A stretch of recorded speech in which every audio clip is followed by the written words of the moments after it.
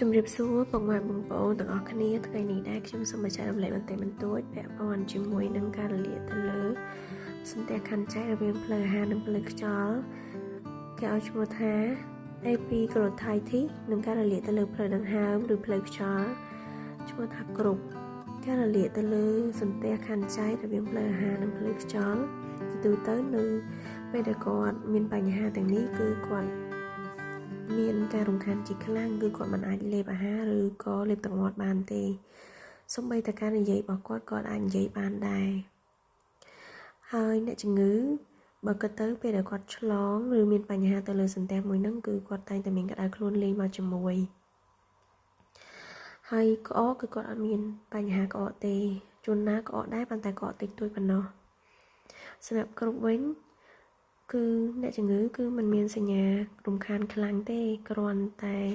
អ្នកជំងឺគាត់ក្អកខ្លាំងក្អកខុងខ្លាំងហើយសម្លេងរបស់គាត់រៀងស្អកជាទូទៅគាត់អាចលេបអាហារបានទេហើយបើសិនជាយើងប្រៀបធៀបទៅលើ X-ray វិញឬក៏រ៉ាត់ការថតទៅលើរ៉ាត់យក X នៅកន្លែងបំពង់ករបស់គាត់ហ្នឹងជាទូទៅគឺ Epiglotitis គឺរៀងដូចមេដៃអញ្ចឹងមានសញ្ញាមួយរៀងដូចមេដៃនៅលើបំពង់ករបស់គាត់ហ្នឹងអាហ្នឹងវាជាសញ្ញាមួយពាក់ព័ន្ធជាមួយនឹងការហាមរលាកទៅលើ Epiglot ហ្នឹងហើយចំណែកឯគ្រប់វិញនៅពេលដែលយើងថតបំពង់ករបស់គាត់គឺយើងឃើញរៀងដូចជាកំពូលប្រាសាទមួយរៀងស្រួចស្ដួយទៅខាងលើអានេះក៏បញ្ជាក់ថាមានការរលាកទៅលើបំពង់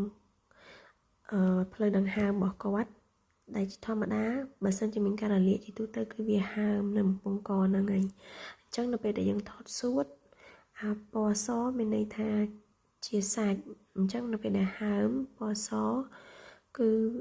វាបាំងលុបផ្លូវ